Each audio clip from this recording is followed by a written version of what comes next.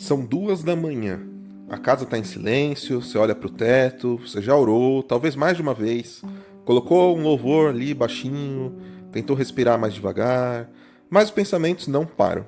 E tem algo nessa hora, nessa qualidade específica de escuro, que é diferente do que você sente durante o dia. O medo está mais pesado, os pensamentos parecem mais definitivos, aquela sensação de que o que você está sentindo é a verdade e não tem saída, não tem escapatória.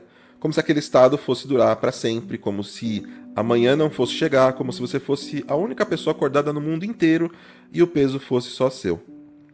Eu conheço esse lugar desde criança. Desde criança eu sentia isso. Se você conhece esse lugar, eu quero te dizer uma coisa antes de qualquer outra, tá? O que você está sentindo tem uma explicação. E quando você entender o que está acontecendo no seu corpo, entre 2 e 4 horas da manhã, algo vai mudar. Não o medo. O medo pode continuar por um tempo, mas a forma como você passa por ele. A ansiedade de madrugada tem uma textura própria. Não é o peso do dia em horário diferente. É mais visceral, mais isolada e tem aquela qualidade de permanência, como se o que você estivesse sentindo às 2 da manhã revelasse algo verdadeiro sobre sua vida, sobre sua fé, sobre quem você é. Os pensamentos de madrugada têm essa crueldade. Eles parecem mais honestos do que eles são. E junto com o medo, vem uma coisa que poucas pessoas conseguem nomear: a solidão de estar acordado enquanto o mundo dorme. A cama do lado, a casa quieta, os irmãos dormindo, os filhos dormindo, e você tenta lembrar que Deus é fiel, a frase soa correta, mas soa longe. Quando eu era criança, eu ficava tentando escutar os barulhos da rua para falar assim: nossa, eu não sou o único que está acordado. Tá passando um carro, tá passando um avião, tem uma sirene, tem pessoas acordadas. E mesmo pensando nisso, eu ainda ficava acordado, eu ainda ficava nesse estado. E eu sei que você já levantou para ler a Bíblia e o peso continuou. Já ficou imóvel esperando o sono voltar e ele não voltou. Já orou de novo e a mente voltou a girar. Em algum momento você ficou sem saber se o que você estava sentindo era espiritual ou fraqueza, ou as duas coisas ao mesmo tempo. Existe uma interpretação comum sobre acordar de madrugada. Se você está acordado nessa hora, é porque Deus quer falar com você, que é um momento de vigília, que você precisa aproveitar, buscar a presença. Isso pode ser verdade em alguns contextos, tá? Eu mesmo já fui acordado algumas vezes às 3 horas da manhã e era um despertar diferente. Eu simplesmente despertava, aceso, tá? E vinha essa instrução e essa vontade de orar por uma coisa específica. Não é a mesma coisa. Quando a gente aplica essa verdade, né, de forma automática, toda madrugada difícil, esse pensamento acaba aumentando o peso ao invés de aliviar. Porque você já está exausto, você já chegou no limite das forças, e agora você precisa descobrir qual que é a mensagem espiritual que você está perdendo, que você não está orando, qual que é o pecado que causou a insônia. O que acontece com você às 2 da manhã não é só espiritual, tem uma explicação fisiológica, que a maioria nunca ouviu. Não porque ela é complicada, mas porque ninguém juntou os dois pontos. Conhecer essa explicação não diminui a fé, tá? Ela te ajuda a passar pela noite. O corpo humano, ele opera em ciclos de 24 horas. Dentro desse ciclo, o cortisol, que é o hormônio que regula o nível de alerta e a resposta do corpo em situações difíceis, segue uma curva específica. O pico de cortisol acontece de manhã cedo, antes de você acordar, preparando o corpo para o dia. O vale, o ponto mais baixo de todo o ciclo, acontece entre as 2 e 4 da madrugada. Com cortisol nesse vale, o corpo tem a menor reserva de recurso para lidar com o que percebe como ameaça. Pensamentos que de manhã você processaria com mais equilíbrio, chega com uma força diferente agora. Não porque eles são mais verdadeiros, mas porque os recursos internos para processá-los estão no fundo do ciclo. Ao mesmo tempo, os níveis de glicose no sangue caem durante a madrugada. O cérebro, que consome uma quantidade absurda de energia, começa a enviar sinais de alerta quando esses níveis baixam.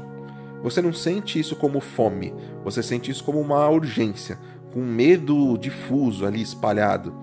Como se aquela sensação de que algo está errado e você não consegue saber por quê, não consegue dar um nome para isso. É simplesmente seu corpo pedindo energia. O único idioma que ele tem para isso é um sinal de ameaça. Cortisol no vale, glicose baixa, são dois fatores que, chegando juntos na mesma janela de madrugada, é o que vai causar esse medo e essa falta de recursos para lidar com isso. Por isso que o medo das 2 da manhã tem uma qualidade que o medo do dia não tem. E quando você lê o Salmo 91, 5, sabendo disso, ele soa diferente. Não temerás os terrores da noite. O escritor não disse não temerás coisa alguma. Ele disse especificamente os terrores da noite. Reconheceu que a noite tem uma categoria própria do medo.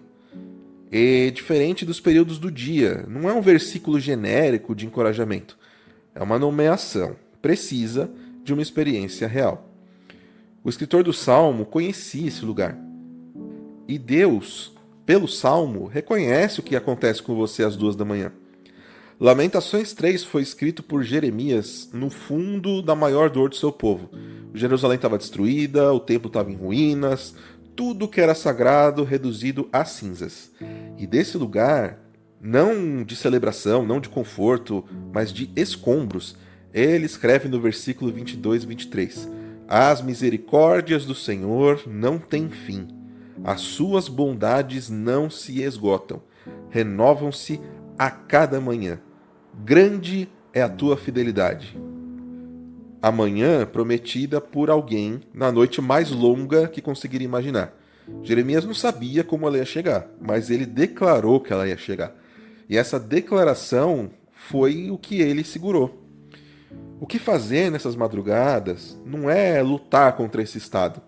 Lutar às 2 da manhã é tentar vencer uma condição fisiológica no ponto do ciclo em que o corpo tem menos recurso. Não é fraqueza recusar essa luta. E o objetivo não é resolver, é chegar amanhã. Mover o corpo ajuda antes de qualquer palavra. Sair dessa posição aí deitada, sentar um pouco, colocar os pés no chão. Essa mudança é pequena, mas ela muda o sinal que o sistema nervoso recebe. Você saiu do modo passivo de ameaça que paralisa para um outro estado. O corpo ele percebe essa diferença antes da cabeça. De lá dessa posição, falar em voz alta faz mais diferença do que parece. O Salmo 91:1, baixinho, quase um murmúrio.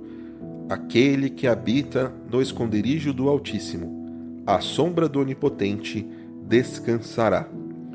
O que você ouve da sua própria voz é processado por mais regiões do cérebro do que pensamento silencioso. Isso eu falei no vídeo passado e vou relembrar de novo o que Paulo escreveu. A fé vem pelo ouvir. Romanos 10:17. E não foi só teologia. É como o cérebro processa essa experiência em estados de vulnerabilidade. A palavra falada e recebida pelo ouvido ancora de forma diferente da palavra pensada. Os pensamentos que insistem em resolver alguma coisa podem esperar. A urgência que você sente às 2 da manhã é real como sensação, mas o perigo que ela anuncia não é real. É o cortisol baixo e a glicose em queda, mandando um sinal que o corpo confunde com ameaça. Nenhuma decisão precisa ser tomada agora. Nenhuma certeza precisa ser encontrada agora. O único movimento necessário é chegar amanhã. O Salmo 4, versículo 8 diz: Em paz me deito e logo pego no sono, pois só tu, Senhor, me faz repousar em segurança. Esse versículo não promete um sono imediato. Promete paz antes do sono. Em paz me deito. É uma decisão. Não um sentimento que você espera chegar. É uma postura assumida antes da resolução. E é dessa postura que o repouso vem. Só uma observação, Davi estava sendo perseguido e cercado por vários inimigos quando ele escreveu isso, tá? Então imagina alguém que estava ali com medo e ansioso. Às 2 da manhã, quando a casa está quieta e seus pensamentos não estão, o que você está sentindo não é ausência de fé, não é uma punição, não é sinal de que algo está errado na sua vida espiritual. É o seu corpo passando por uma janela fisiológica que tem começo, meio e fim. Amanhã sempre chegou. Jeremias sabia disso no fundo dos escombros. O escritor do Salmo 91 sabia disso nas noites mais escuras. E você vai saber de novo quando o sol aparecer.